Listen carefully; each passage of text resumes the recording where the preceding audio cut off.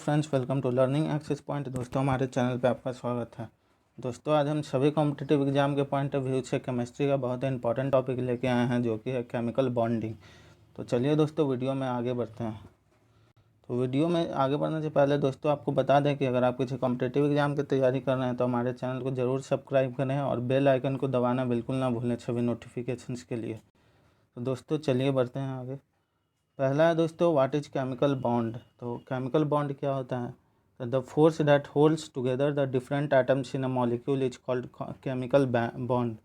There are many types of bond. Ionic bond, first one is ionic bond, that is also called electrovalent bond. A bond formed by the complete transfer of one or more electrons from one atom to other atom is called ionic bond. And the condition for ionic bond are the following. First one is ionic energy of metal should be low. Second one is electronic affinity of non-metal should be high. So as you can see in the picture, that is the structure of molecule in the taking part in the chemical bonding. First one is ionic, second one is covalent, and third one is metallic bond. Let's move to the next topic, the properties of ionic compounds. So what are the properties of ionic compounds? Ionic compounds have a high melting point and boiling point. Ionic compounds are good conductor of electricity in molten state or in water. Ionic compounds are bad conductor of electricity in solid state. Fourth point is ionic compounds are soluble in water. Ionic compounds are insoluble in non-polar covalent like benzene, carbon, tetrachloride, etc. So as you can see in the picture, that is the formation of ion, attraction between opposition charges, formation of an ionic compound. Now let's move to the properties of covalent compounds. Covalent compounds have high melting and boiling point. They are generally bad conductor of electricity except graphite.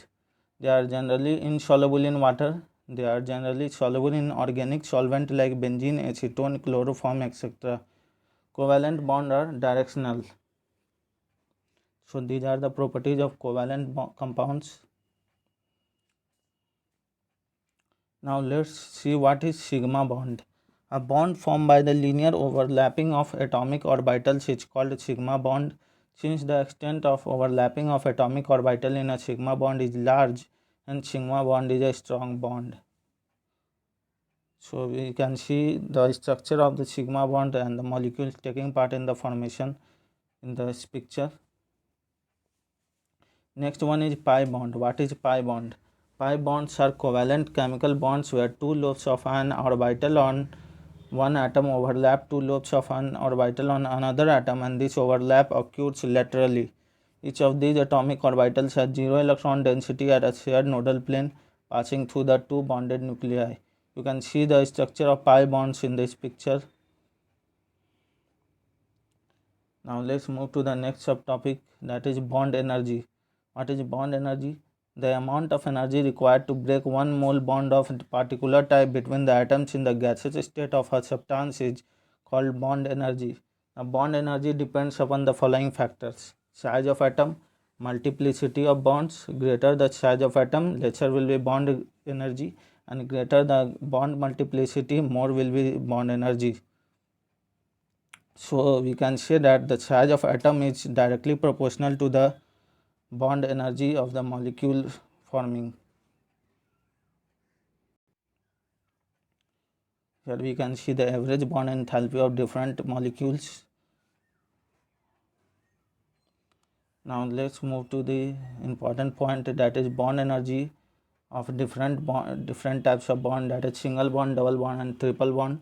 So we can say that single bond is has the least bond energy, then double bond, then triple bond, and triple bond has the highest bond energy. Now let's move to the bond length. What is bond length? The average equilibrium distance between the centers of the two bonded atoms is called bond length. The bond length is influenced by the following factors. First one is size of atoms, multiplicity of bonds. Greater the size of atoms, greater will be bond length. Greater the multiplicity of bonds, lesser will be bond length.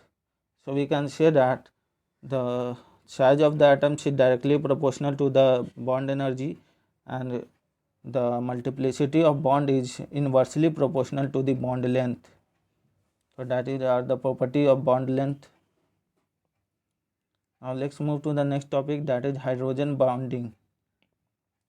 There are two types of hydrogen bonding. First one is intermolecular hydrogen bond and second one is intramolecular hydrogen bond. Intermolecular hydrogen bond arises when hydrogen bonding occurs between two or more molecules.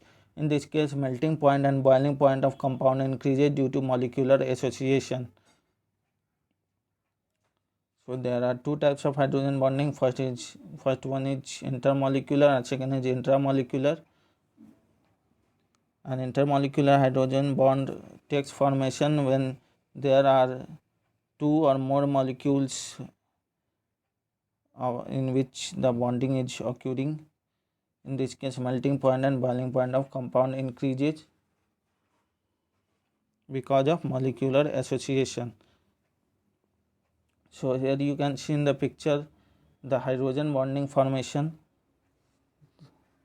So hydrogen bonding is a weak bond.